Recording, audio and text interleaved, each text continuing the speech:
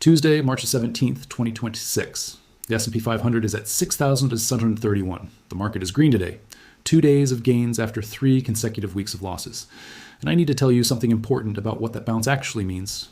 This is Go Finance. A 2-day bounce inside a deteriorating trend is not a recovery. It is noise. The real signal is not what the market did on one Monday or one Tuesday. The real signal is where the market stands relative to its own history, its own fundamentals, and the economic conditions that surround it right now. And when you look at those 3 things together clearly and honestly, the picture that emerges is one that every serious investor needs to understand. The U.S. stock market is flashing warning signals that it has only flashed twice before in the past 100 years. And both of those times, what followed, changed the financial lives of an entire generation. Let me start with the most important valuation signal that has been ignored by mainstream financial media for months. It is called the Shiller-CAPE ratio, created by Nobel Prize-winning economist Robert Shiller at Yale University. CAPE stands for cyclically adjusted price to earnings. Most valuation ratios compare the current price of the stock market to the earnings companies generated in the last 12 months. The problem is that any single year of earnings can be artificially inflated or deflated by temporary factors. A boom year makes the market look cheap. A recession year makes the market look expensive. The CAPE ratio solves that problem by using 10 years of inflation-adjusted earnings, smoothing out the ups and downs of the business cycle to give you a true long-term picture of whether the market is expensive or cheap relative to genuine normalized earning power. As of March 9th, 2026, the CAPE ratio for the S&P 500 reached 39.8. That is the highest level this ratio has reached since the peak of the dot-com bubble in the year 2000. The long-term historical average of this ratio is approximately 17. The market is currently sitting at more than double its long-term average valuation. And only 2 other periods in the entire history of the U.S. stock market have seen the CAPE ratio near this level. The first was 1929. The second was the year 2000. You know what happened after both of those. But I want to be precise because precision matters. A CAPE ratio of 39 does not mean the market will crash next week. What it means is something more specific and more useful. It means the stock market is priced for near perfection. Buyers today are paying $39 for every $1 of normalized annual earnings that companies in this index generate across an economic cycle. At 17, the historical average, you pay $17 per dollar of earnings. At 39.8, you're paying more than twice the historical norm. And history is very consistent on what follows. Research co-authored by Shiller himself found that when the CAPE ratio is above 30, subsequent 10-year annualized returns on the S&P 500 average just 3% per year. 3%. At a CAPE of 17, the 10-year forward return has historically averaged around 10% per year. You are not getting a better business when you buy at a CAPE of 39. You are getting the same business at a dramatically higher price. Now here is the second alarm. And this one is happening right now, this week in real time. The S&P 500 has just broken below its 50-day moving average. The 50-day moving average is the average closing price of the index over the past 50 trading days. It is the most widely watched short-term trend indicator in professional investing. When the index is above it, short-term momentum is positive. When it falls below it, recent selling pressure has overcome recent buying pressure and the near-term trend has shifted. Every major institutional trading desk in the world has an alert set for the 50-day moving average, and the S&P 500 just crossed below it. On top of that, just last week, the NASDAQ Composite crossed below its 200-day moving average for the first time since May 2025. The 200-day moving average is the longer-term trend indicator, the one that separates bull market dips from genuine trend changes. The NASDAQ breaking below it is a more serious and more durable signal than a 50-day break. Both have now triggered simultaneously. That is not nothing. That is the market's internal architecture sending a message. The third signal is about concentration, and it has a direct historical parallel to 2000 that most people have not connected. As of March 9th, 2026, the top 10 stocks in the S&P 500 now represent over 35% of the entire index's total weight. 10 companies out of 500 represent over 1/3 of the entire value of the index. That concentration level is actually higher than it was during the peak of the dot-com bubble. When concentration is this extreme, the entire market's performance depends on a tiny handful of companies continuing to grow at extraordinary rates. If just 2 or 3 of those top 10 companies stumble, the index suffers dramatically, even if the other 490 companies are doing fine. Even a company generating $1 trillion in AI chip demand cannot indefinitely justify a CAPE ratio of 39.8 across the entire S&P 500. At some point, the math requires either earnings to grow dramatically across the broad market or valuations to come down to meet reality. That is the reset. Now let me layer the macroeconomic picture on top of these valuation signals. because this is where the story becomes genuinely urgent. The Federal Reserve is meeting today and tomorrow, March the 17th and 18th, 2026. The conditions the Fed is facing are as difficult as any in the past several years. GDP growth in the fourth quarter of 2025 was revised downward to just 0.7% annualized, the weakest quarterly growth number since early 2023. Consumer spending, which represents roughly 70% of the U.S. economy, is slowing. At the same time, the Federal Reserve's preferred inflation measure, core PCE, came in at 3.1% year over year in January 2026. That is more than 1 full percentage point above the Fed's 2% target. And it was higher than the December reading. Inflation reaccelerated. Growth is decelerating. Both simultaneously. That combination has a name that economists use with great reluctance. Stagflation. Slow growth paired with sticky above-target inflation. And it is the single worst macro environment for stocks that exists. Because there is no clean policy exit. The Fed cannot cut rates to stimulate growth without risking inflation going higher.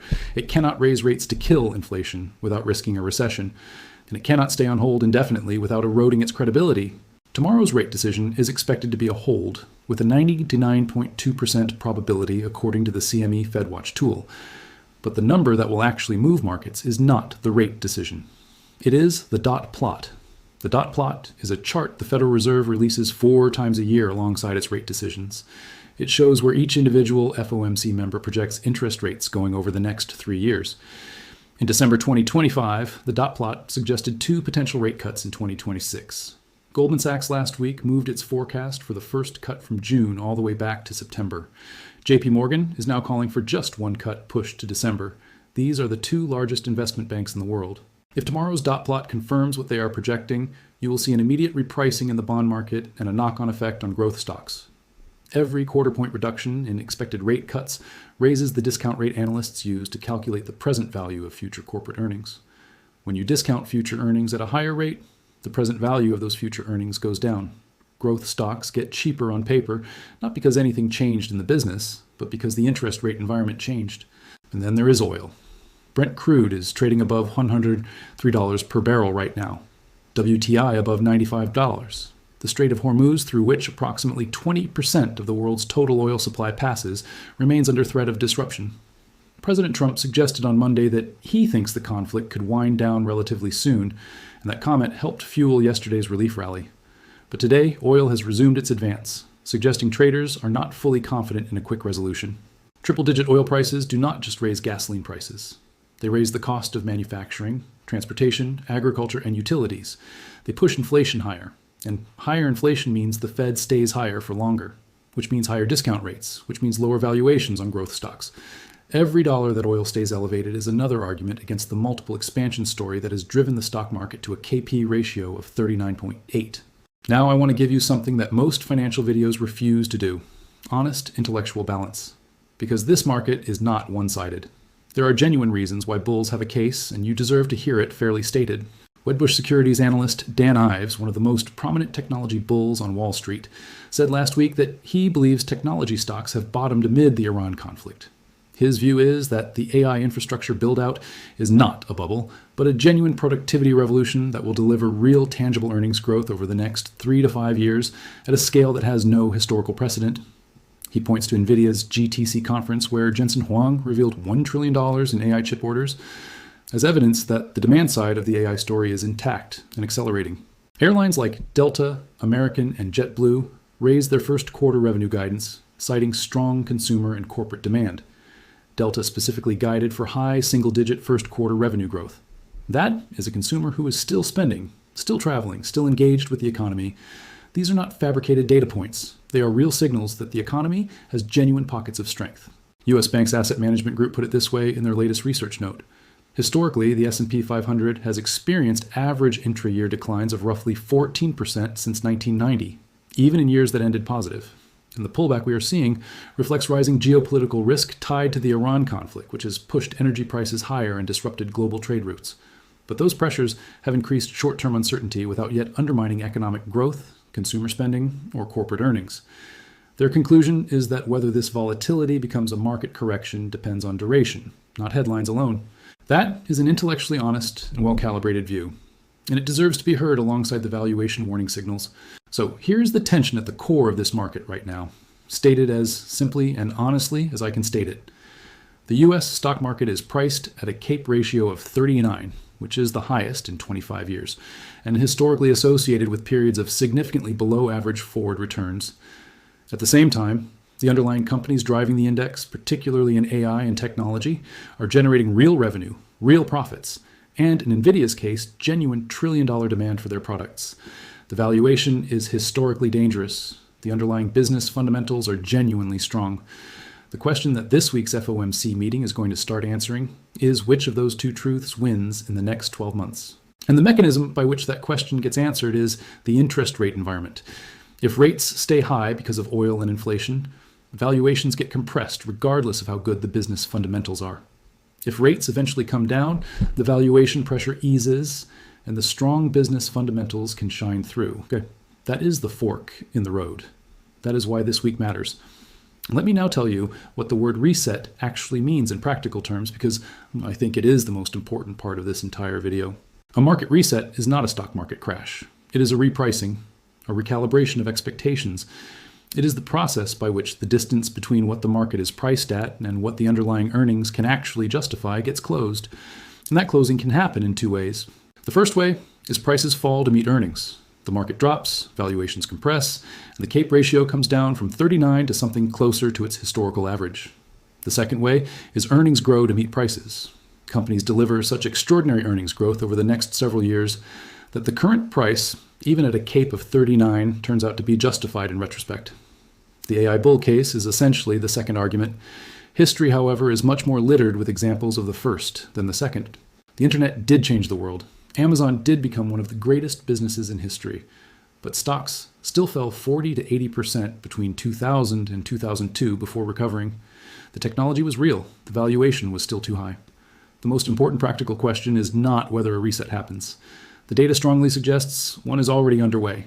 The S&P 500 is already down about 4% from its all-time high. The Nasdaq broke its 200-day moving average. The CAPE is at 39.8. All of those things together constitute the beginning of a reset. The important question is on how deep and how long. History gives us a useful range. Since 1990, the average intra-year decline for the S&P 500, even in years that ended positive, has been about 14%. A 14% decline from the January 27th all-time high would bring the index to approximately 5,170. That is not a catastrophe. That is a standard historically routine pullback inside a functioning bull market. A more severe correction of 20% would bring the index to around 5,560. Both of those scenarios have happened multiple times in the past 30 years, without derailing the long-term trajectory of the market. Here is what smart investors are actually doing right now. They are not selling everything and running to cash. What they are doing is more nuanced and more intelligent. First, they are reducing exposure to the highest valuation, most interest rate sensitive names. The mega-cap growth stocks that trade at the steepest multiples are the most vulnerable to repricing in a higher for longer rate environment. Trimming those positions and rotating into lower, multiple, higher cash flow names is basic risk management that does not require you to predict the future. Second, they are adding to defensive sectors that perform relatively well in stagflationary conditions. Energy companies are up almost 5% month to date on the strength of triple-digit oil prices. Industrial companies with multi-year order backlogs tied to infrastructure and defense spending are generating reliable cash flows. Healthcare companies with pricing power and stable demand profiles are providing ballast. Third, they are shortening the duration of their fixed income exposure. Short-term treasury bills yielding close to 4% offer genuinely competitive risk-free returns right now and give you the flexibility to redeploy into stocks or longer duration bonds when conditions shift. Fourth, and perhaps most important, they are keeping dry powder, holding more cash than they normally would. Not because they think the world is ending, but because if the reset deepens and valuations compress further, they want the ability to buy quality assets at more attractive prices. Cash is not a permanent strategy. It is ammunition for when the opportunity presents itself. There is one more dimension to this story that is significant. Jerome Powell's term as Federal Reserve Chair ends on May 15th, 2026. That is less than 2 months away.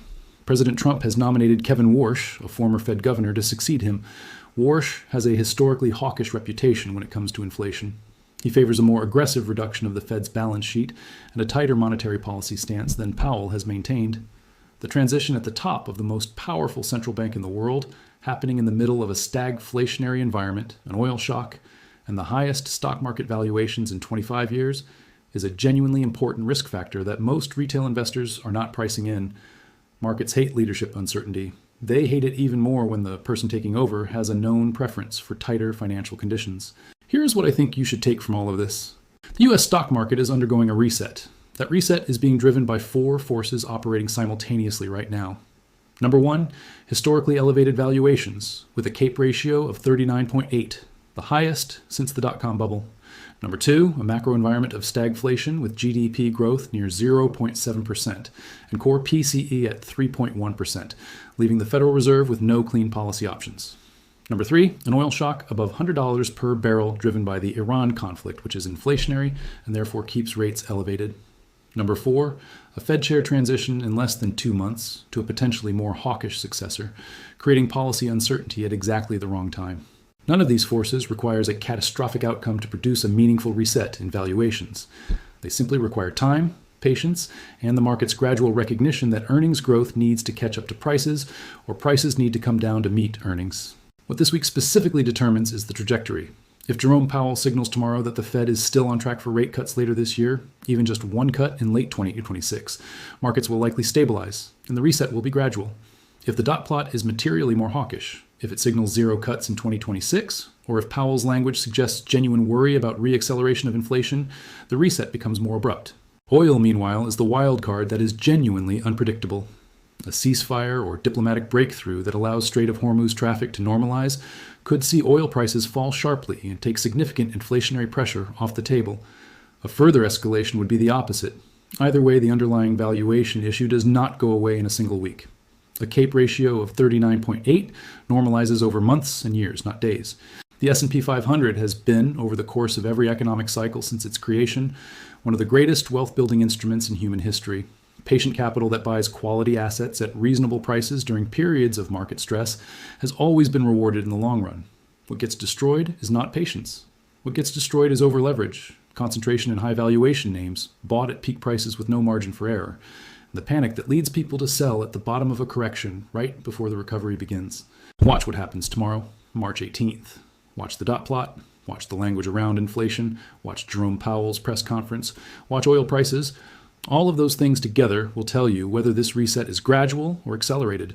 Not a prediction of doom, not a promise that everything is fine. A clear, honest reading of the signals the market is actually sending. If you want this analysis in your inbox every morning before markets open, join the Go Finance newsletter.